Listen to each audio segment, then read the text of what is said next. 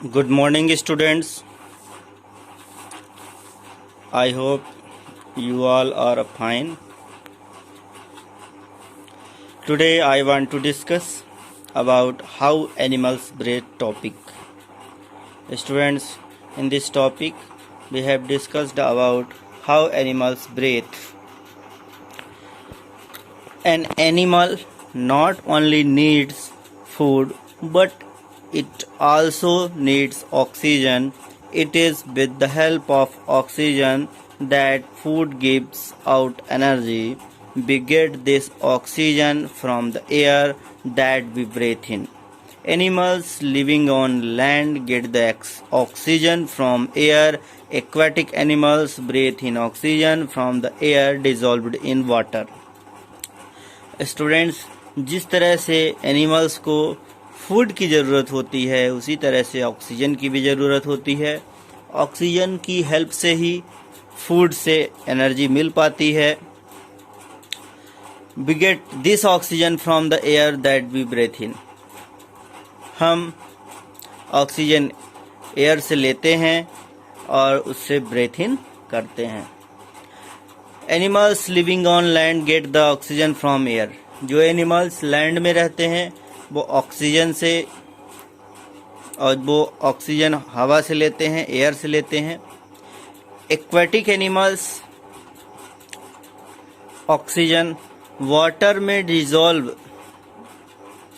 जो रहती है उससे लेते हैं।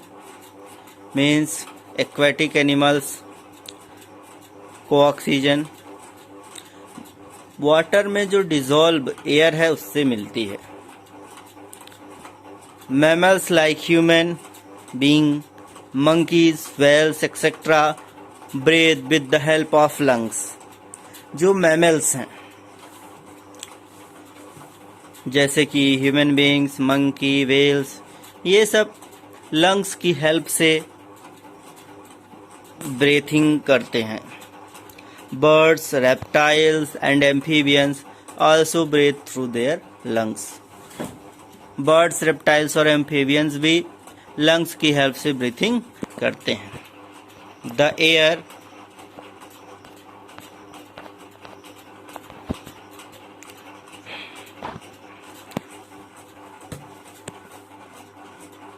enters through the opening called nostrils and passes into the lungs through the windpipe. The air enters through the opening called nostrils. Students, human beings में हम देखें तो नोस्ट्रिल पाया जाता है और इन नोस्ट्रिल की हेल्प से ही एयर विंड पाइप से होते हुए लंग्स तक पहुंचती है।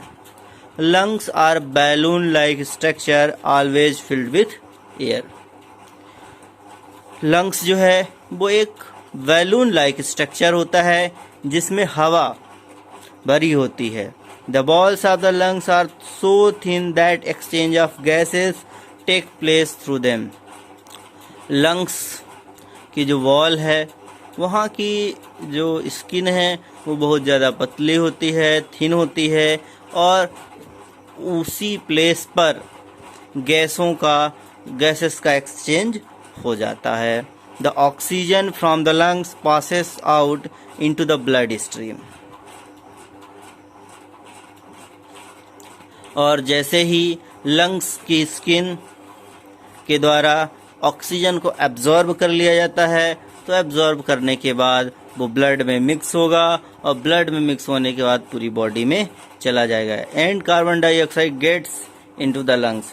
और पूरी बॉडी से कार्बन डाइऑक्साइड कलेक्ट करके लंग्स में आ जाती है जिसे बाद में बाहर कर दिया जाता है। The excess carbon dioxide is then breathed out. Insect have small opening called spiracles.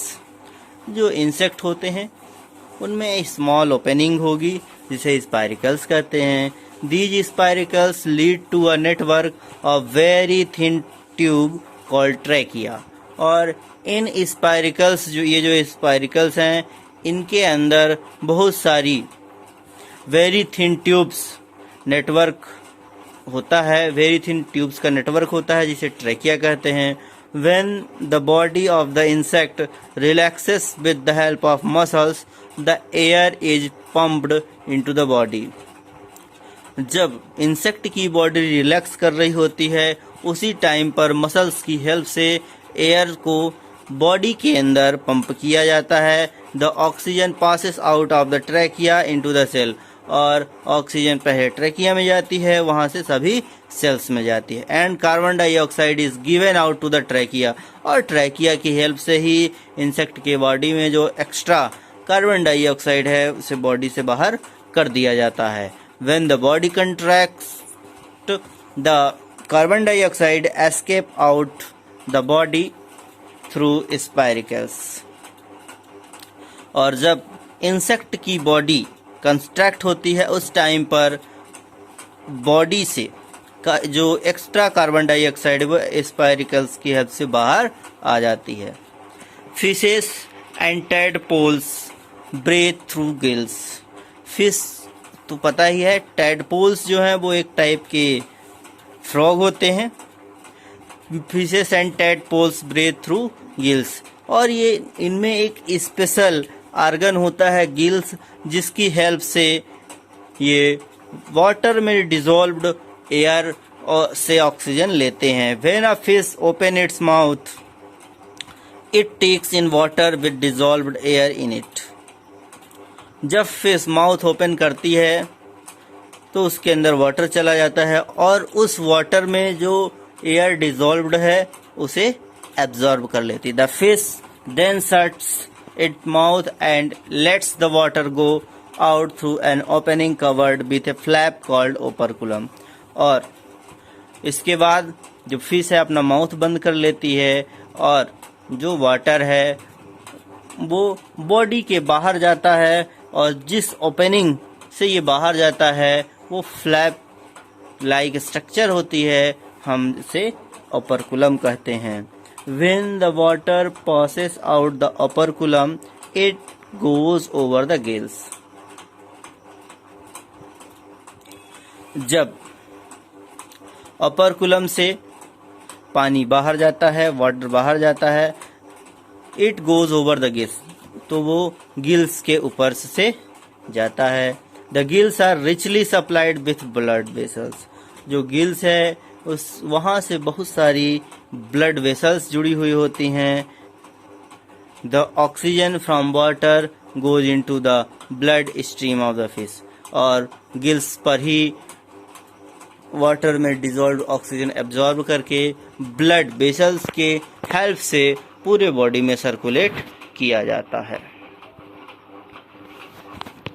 In animals like amoeba, earthworm and frogs, oxygen passes through the surface of the body. ये कुछ ऐसे एनिमल्स हैं जो पूरी स्किन से, है ना, कहाँ से, सरफेस ऑफ द बॉडी यानी कि स्किन से ही ऑक्सीजन को पास कर लेते हैं. The body surface is so thin that exchange the gases through it is possible. क्योंकि इनकी स्किन बहुत पतली होती है, वेरी थिन होती है, इसलिए इजिली गैसेस एक्सचेंज स्किन के थ्रू कर लेते हैं. Since a frog lives on land and in water, it can breathe through its skin. Frog land and water दोनों जगह रह सकता है, इसलिए वो स्किन की हेल्प से और लंग्स की हेल्प से, दोनों की हेल्प से अलग अलग जगह पर ब्रीथिंग कर सकता है. वाटर के अंदर स्किन की हेल्प से और वाटर के बाहर लंग्स की हेल्प से. When it is passing through the stage of a tadpole, the gills are used for breathing. और जब ये टैडपोल की हेल्प से, टैडपोल की स्टेज में रहते हैं, जब फ्रॉग जो है टैडपोल की स्टेज में रहते हैं, तब ये गिल्स की हेल्प से ब्रीथिंग करते हैं. ये बहुत ही इम्पोर्टेंट है. इसमें जैसे बताया गया, फ्रॉग जो है लैंड में लंग्स की हेल्प से, वाटर में स्किन की हेल्प से ब्रीथिंग करता है, लेकिन जब फ्रॉग की स्टेज टैडपोल वाली होती है तो वो गिल्स की हेल्प से ब्रीथिंग करता है. Okay students, thank you.